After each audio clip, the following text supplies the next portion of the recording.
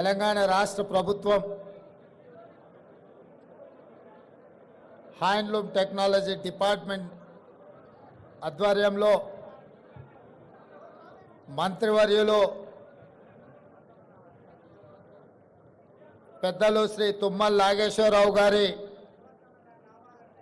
నేతృత్వంలో principal secretary Shailaja Ramayya గారు ఈనాటి ఈ కార్యక్రమాన్ని ఏర్పాటు చేసి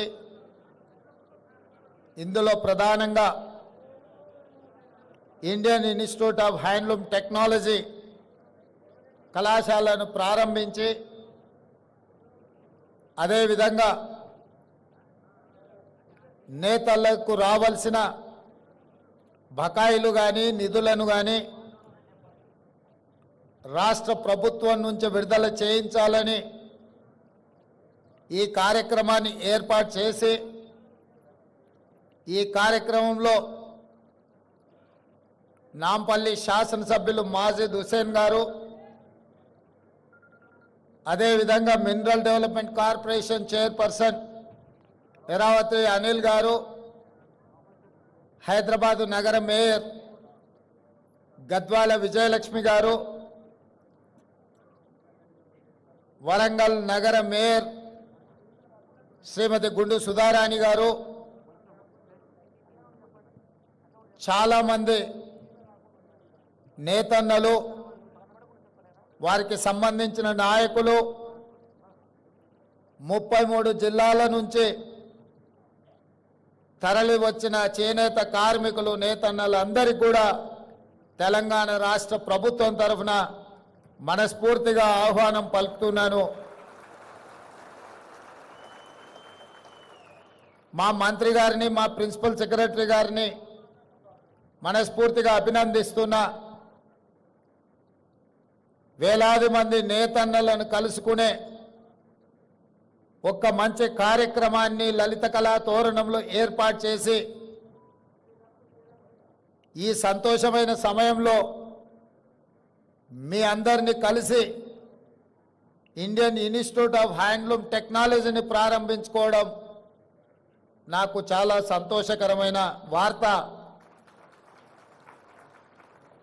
Indian institute of handloom technology ఈరోజు మన విద్యార్థులు చేరాలి అంటే ఆంధ్రప్రదేశ్ నెల్లూరుకైనా వెళ్ళాలి, లేదా ఒడిశా రాష్ట్రానికైనా పోవాలి.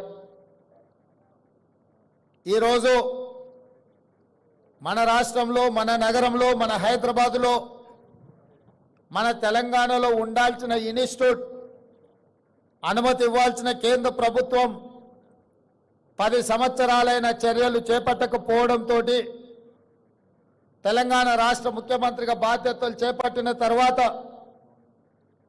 నేతన్నల జీవన గతులు, వాళ్ళ స్థితిగతులను తెలుసుకోవాలన్న ఆలోచనతోటి సమీక్షా సమావేశాన్ని ఏర్పాటు చేస్తే ఈ అంశం నా దృష్టికి రావడం జరిగింది. తక్షణమే నేను ఉప ముఖ్యమంత్రి బట్టి విక్రమార్క గారు ఢిల్లీకి వెళ్ళి మోడీని కలిసి విజ్ఞప్తి చేసి, ఆ తర్వాత కేంద్ర మంత్రివర్యులు పీయూష్ గోయల్ గారిని కలిసి ఈనాడు మా రాష్ట్రంలో ఇండియన్ ఇన్స్టిట్యూట్ ఆఫ్ హ్యాండ్లూమ్ టెక్నాలజీలో చేరాలి అనుకుంటే సుదూర ప్రాంతమైన ఆంధ్రప్రదేశ్ నెల్లూరుకు వెళ్ళాలి, లేదా ఒడిశా రాష్ట్రానికి వెళ్ళాలి. మా రాష్ట్రానికి ఒక ప్రత్యేకమైన ఇన్స్టిట్యూట్ ఉండి తీరవలసిందే అని చెప్పి కేంద్ర మంత్రి పీయూష్ గోయల్ గారి దృష్టికి తీసుకెళ్లడం జరిగింది.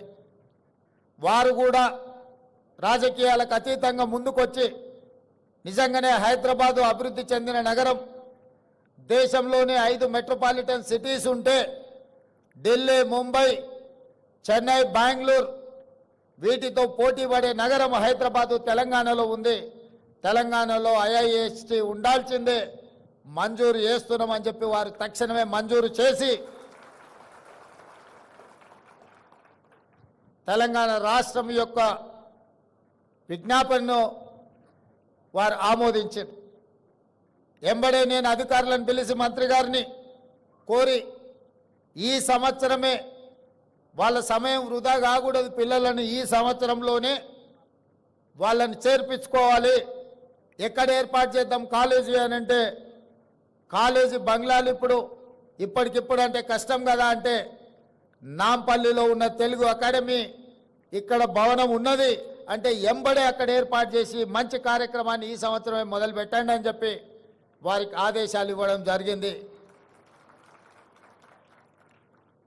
ఈరోజు డిగ్రీ సర్టిఫికెట్లు తీసుకొని పిల్లలు బయటకు వస్తున్నారు, కానీ సాంకేతిక నైపుణ్యం లేకపోవడం వల్ల ఉద్యోగ ఉపాధి అవకాశాలు సన్నగిల్లిపోతున్న తరుణంలో తెలంగాణ రాష్ట్ర ప్రభుత్వం ఆలోచన చేసి సాంకేతిక నైపుణ్యాన్ని పెంపొందించాలి, నిరుద్యోగ యువకులకు ఉద్యోగ ఉపాధి అవకాశాలు కల్పించాలి అని మొన్న జరిగిన శాసనసభలో కొత్త శాసనం చేసి యంగ్ ఇండియా స్కిల్స్ యూనివర్సిటీని ఈరోజు 4th సిటీలో నిర్మించాలి అని 60 ఎకరాల స్థలాన్ని కేటాయించి దాదాపుగా 200 నుంచి 300 కోట్ల రూపాయలైన యూనివర్సిటీ నిర్మాణానికి నిధులకు ఎలాంటి ఇబ్బంది లేకుండా ఏర్పాటు చేయడం జరిగింది.